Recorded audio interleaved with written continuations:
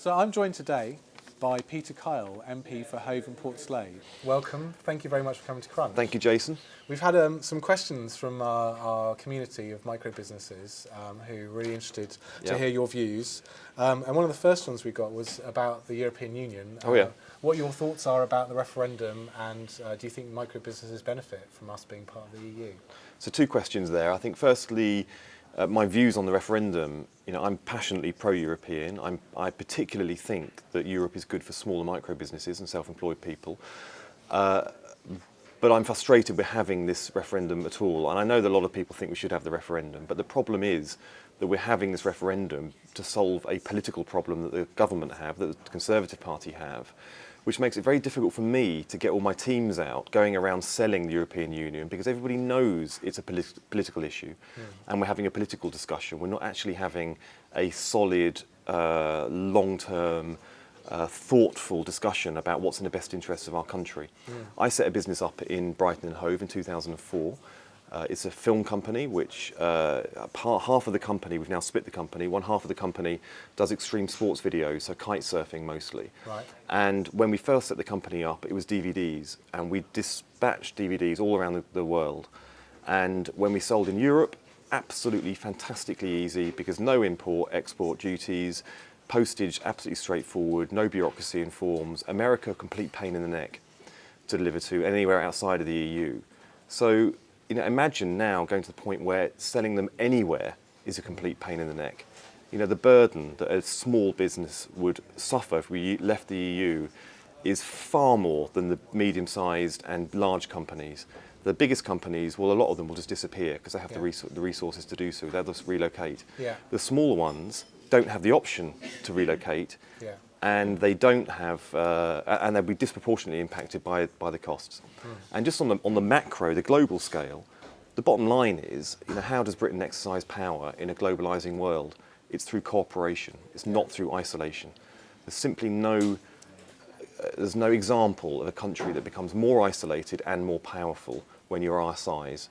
I was in China just before Christmas, and I heard very, very, very senior people saying that if Britain left the European Union, then we would be worthless to China. We're important because of our language, our culture, and having our commerce, and the City of London, and being a gateway to the European Union, the biggest single market in the world, and that will go. So a passionate defence of the European Union, particularly for micro businesses, and we've discussed this before. There are more freelancers and micro businesses than ever before. What do you think the government is doing for them? And other than the EU issue, do you think the government are doing enough to support them, and what could they be doing differently? I don't. This has become an obsession of mine, since I became an MP, which was only 5 minutes ago. You think that everybody is going to ask these sort of micro detailed questions in the chamber and trip them all up, and sometimes you're sitting there and you hear ministers talk and you just think, I should say something on this because nobody else has. And then you start to ask and you realise the answers just aren't coming back. And one of the key areas is about self-employment and micro businesses. So, for example, I've got myself elected to the Business Select Committee, which scrutinises the government's work on businesses. We did a big piece of work on the productivity plan. So this is the plan that government has for productivity. I went through it line by line, and not a single mention of self-employed or micro businesses, not a single mention. So I've started challenging the government on that, and there's a lot that we can be doing. I think there is a lot about, for example, pension contributions for people who are self-employed has fallen every year for the last 5 years. People aren't taking enough holiday allowance, so there's an issue about productivity directly there. But also, I think there's an issue about investment in professional development, which the state could play a role in, whether it's through vouchers or whether it's through entitlements or whatever. But if you are an employee, it is very rare for you not to work for a company that doesn't invest in your professional development these days. If you're self-employed, it's very rare that you will take the time and expense to invest in your professional development. And I think that is directly impacting on the productivity of our economy, but it's impacting the ability for the micro and small businesses, very micro businesses and self-employed, to sustain their profession into the long term. And those are the kinds of areas that I'm thinking about and trying to push. Great. We talked today about the government's planned changes for dividend taxes. Do you think there's any chance the government will change their mind on this, or is it a blind spot? If experience is anything to go by, the government is fairly good at recognising problems when they're confronted with the incontrovertible facts, but that means nothing in terms of getting a policy change. That's kind of my experience. So quite often you will hit them with the facts and they'll say, oh yeah, okay, I buy that, but because of the economic shambles we inherited, we're going to do nothing about it. So even when a policy such as the Autumn Statement, which delivers directly a policy from the last couple of weeks or months from the government, is causing a problem, they still seem to be blaming everything that's gone before and using it as an excuse not to act. So, but that's my job, and that's the job of the opposition parties, to make sure that they can't wiggle out of tackling those challenges, because very clearly it's going to impact on the ability of people who are self-employed and running small businesses and micro businesses to sustain either their own income or their lifestyles to a degree that makes it worthwhile carrying on. As you know, there's been a loss of business to residential development in the UK since the government made a change to the rules in 2013. Have you had any correspondence about this? What are your thoughts about this as an issue? I've had thoughts on it, but I've not had any correspondence on it from people here.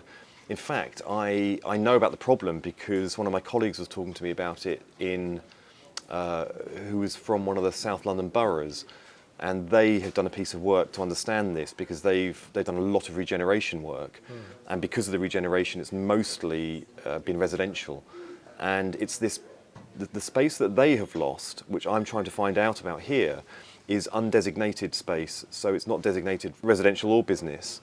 So it tends to be garage space and space which is outside buildings but is used for kind of, it's sheltered and it's got a bit of this and it's got a small covered area or indoor area, but it's kind of informal and it's just sort of evolved in that way. And those are the ones that are being converted towards residential. So I heard a statistic that something like a third of micro business space had gone in a 10-year period in this borough. So I'm trying to find out what the number is here, because I imagine because of the pressures here, something similar is happening. But I've got to say I've not been contacted about it. I mean, we all want housing to be affordable and available, but if there aren't jobs nearby, our concern is that we end up with dormitory towns. So I guess that's a concern. But the challenges these are very, very contentious issues here, and I think the problem that we've had in Brighton and Hove over a period of time throughout different administrations is a lack of very clear leadership leading communities through the change that development brings.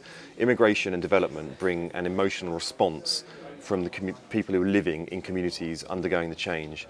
And when you look at it through my eyes, it's quite a similar response because it's quite emotional, even though it's over a very different, a different subject. But I'm trying to be as bold as I can, because the fact is that parents are very, very concerned that their kids are no longer able to live in the city they grew up and were born in because of the cost. And at the same time, they don't want tall buildings and they don't want very high density buildings. And you can't have both. So over areas like King Alfred, which is going to come out very soon, and some other areas where, when you were leading the council, where you took some bold decisions, I'm being as supportive as I possibly can, because we really need to get some places built, and it has to include business as well. Particularly a place like Toadshole Valley, up in Hangleton. I'm very keen that we get some really good business space there as well, micro business space. Given that there are more micro businesses than ever before, what can they do to get their voice heard more effectively by government? I mean, it's a really difficult one, and I think the problem, again, I see a link or a similarity between youth unemployment and small businesses, in that they're very hidden away in neighbourhoods. They're two social opportunities and challenges that we have as a society, who are hidden away so deeply in neighbourhoods and behind front doors, because young people who are unemployed are often cared for by a family and hidden away. And then you've got people who are self-employed and running micro businesses from home. And yet when you have a big employer that tries to change their terms and conditions, then you will get them marching in the street. I said that if I didn't get elected, I would set up a union for self-employed people, and I would, within the first month, get 1,000 people marching down Western Road, Church Road, just to draw attention to the fact that there are thousands of people in the city who are working behind closed doors, and they don't have a collective voice, and they have real challenges. So, my thing is, I know it's really difficult for people who are self-employed and running small businesses. I understand, because I've been self-employed and I've set up a small business. When you are so full on, and so many of them are parents as well, the last thing you think of doing is getting in touch with your MP and your councillors and letting people know. But it's incredibly important that we know the challenges that they face, about pensions, about the hours they're working. I met doorstepping. I met a guy who was an incredibly hard-working tradesman. He has never been away with his wife and his family for a full week. He only goes away for the weekends. So they plan a week's holiday in the summer, and then he will go out on the Thursday and join them for a long weekend, because he can't risk losing a contract. And that's just not right. Yeah. We don't accept it in any other area of employment, so it's just simply not right there. Either it's right or it's wrong. So we need to figure out how we can start to you know. We need to build a collective voice for micro businesses. Well, thank you very much, Peter, for coming to visit Crunch today. Have you got any thoughts about what you saw and our plans for the future? Well, I just want to learn more. This is my first visit here, and I every time I get on the train and I see the building across the way here, now I know what's going on in here. But I think it'd be great to. The great thing about Crunch that I've seen here is the data that you have, because you are working in such a hands-on way and such in a real-time way with so many hundreds and thousands of individuals. That data is really robust. So when the Treasury come to the dispatch box and they start putting their information out, I have a real weapon in the information that you have there to advocate as strongly as I can, and that's a great thing to have. Brilliant. Peter, thank you very much.